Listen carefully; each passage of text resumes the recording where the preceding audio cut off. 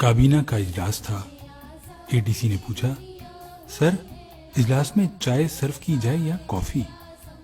چونک کر سر اٹھایا اور سخت لہجے میں فرمایا، یہ لوگ گھروں سے چائے کافی پی کر نہیں آئیں گے؟ ADC گھبرا گیا۔ آپ نے بات جاری رکھی، جس وزیر نے چائے کافی پینی ہو وہ گھر سے پی کر آئے یا پھر واپس گھر جا کر پیے۔ قوم کا پیسہ قوم کے لیے ہے، وزیروں کے لیے نہیں۔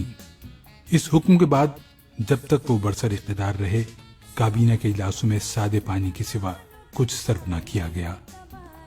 گورنر جنرل ہاؤس کے لیے 38.5 روپے کا سامان خریدا گیا۔ آپ نے حساب منگوا لیا۔ کچھ چیزیں محترمہ فاطمہ جناح نے منگوائی تھیں۔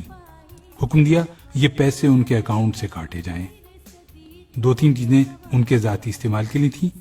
فرمایا یہ پیسے میرے اکاؤنٹ سے لے لیے جائیں۔ باقی چیزیں گورنر جنرل ہاؤس کے لیے تھیں۔ فرمایا ٹھیک ہے، یہ رقم سرکاری خزانے سے ادا کر دی جائے، لیکن آئندہ احتیاط کی جائے۔ برطانوی بادشاہ کا بھائی ڈیوک آف گلوسٹر پاکستان کے دورے پر آ رہا تھا۔ برطانوی سفیر نے درخواست کی، آپ اسے ایئرپورٹ پر خوش آمدید کہہ دیں۔ ہنس کر کہا، میں تیار ہوں، لیکن جب میرا بھائی لندن جائے گا تو پھر برٹش کنگ کو بھی اس کے استقبال کے لیے ایئرپورٹ آنا پڑے گا۔ ایک روز ADC نے ایک وزٹنگ کارڈ سامنے رکھا۔ آپ نے کارڈ پھاڑ کر پھینک دیا اور فرمایا، اسے کہو آئندہ مجھے شکل نہ دکھائے۔ یہ شخص آپ کا بھائی تھا اور اس کا قصور صرف اتنا تھا کہ اس نے اپنے کارڈ پر نام کے نیچے brother of Quaid Azam Muhammad Ali Jinnah governor general Pakistan لکھوا دیا تھا۔ زیارت میں سردی پڑ رہی تھی۔ کرنل الہی بخش نے نئے موزے پیش کر دیے۔ دیکھے تو بہت پسند فرمائے۔ ریٹ پوچھا، بتایا 2 روپے۔ گھبرا کر بولے، کرنل یہ تو بہت مہنگے ہیں۔ عرض کیا، سر یہ آپ کے اکاؤنٹ سے خریدے گئے ہیں؟ فرمایا میرا اکاؤنٹ بھی تو قوم کی امانت ہے، ایک غریب ملک کے سربراہ کو اتنا عیاش نہیں ہونا چاہیے۔ موزے لپیٹے اور کرنل الہی بخش کو واپس کرنے کا حکم دے دیا۔ زیارت ہی میں ایک نرس کی خدمت سے متاثر ہوئے اس سے پوچھا، بیٹی میں تمہارے لیے کیا کر سکتا ہوں؟ نرس نے عرض کی، سر میں پنجاب سے ہوں، میرا سارا خاندان پنجاب میں ہے، میں اکیلی کوئٹہ میں نوکری کر رہی ہوں، آپ میری ٹرانسفر پنجاب کرا دیں؟ اداس لہجے میں جواب دیا، سوری بیٹی، یہ محکمہ صحت کا کام ہے، گورنر جنرل کا نہیں۔ اپنے طیارے میں رائٹنگ ٹیبل لگوانے کا آرڈر دے دیا۔ فائل وزارت خزانہ پہنچی تو وزیر خزانہ نے اجازت تو دے دی، لیکن یہ نوٹ لکھ دیا، گورنر جنرل اس قسم کے احکامات سے پہلے وزارت خزانہ سے اجازت کے پابند ہیں۔ آپ کو معلوم ہوا تو وزارت خزانہ سے تحریری معذرت کی اور اپنا حکم منسوخ کر دیا۔ اور رہا پھاٹک والا قصہ تو کون نہیں جانتا۔ گل حسن نے آپ کی گاڑی گزارنے کے لیے ریلوے کا پھاٹک کھلوا دیا۔ آپ کا چہرہ غصے سے سرخ ہو گیا، پھاٹک بند کرانے کا حکم دیا اور فرمایا، اگر میں ہی قانون کی پابندی نہیں کروں گا تو پھر کون کرے گا؟ یہ آج سے 65 برس پہلے کا پاکستان تھا، وہ پاکستان جس کے سربراہ محمد علی جناح تھے۔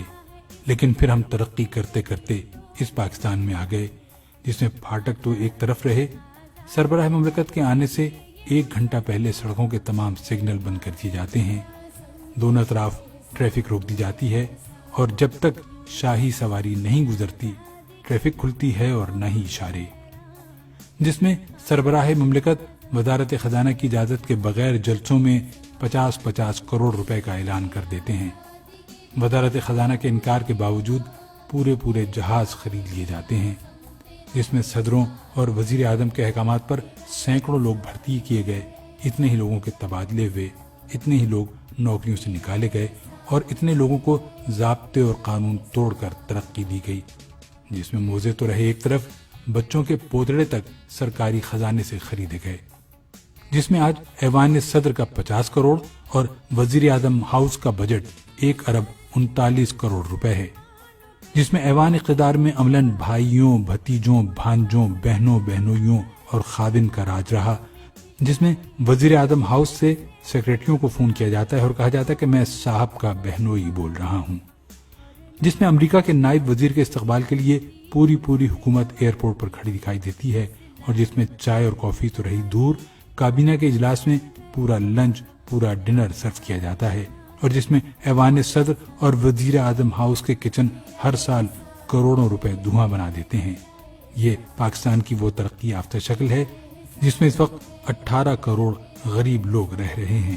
جب Quaid Azam governor general house سے نکلتے تھے تو ان کے ساتھ پولیس کی صرف ایک گاڑی ہوتی تھی۔ اس گاڑی میں صرف ایک انسپکٹر ہوتا تھا اور وہ بھی غیر مسلم تھا۔ اور یہ وہ وقت تھا جب گاندھی قتل ہو چکے تھے اور قائد اعظم کی جان کو سخت خطرہ تھا۔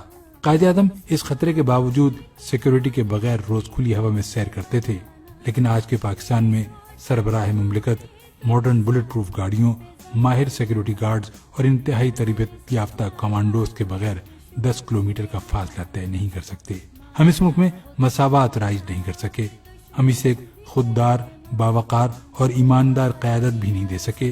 یہ نہ دیں، ہم اسے جدید، ترقی یافتہ اور پرامن ملک نہیں بنا سکے، نہ بنائیں، لیکن ہم اسے واپس 1948 تک تو لے جا سکتے ہیں۔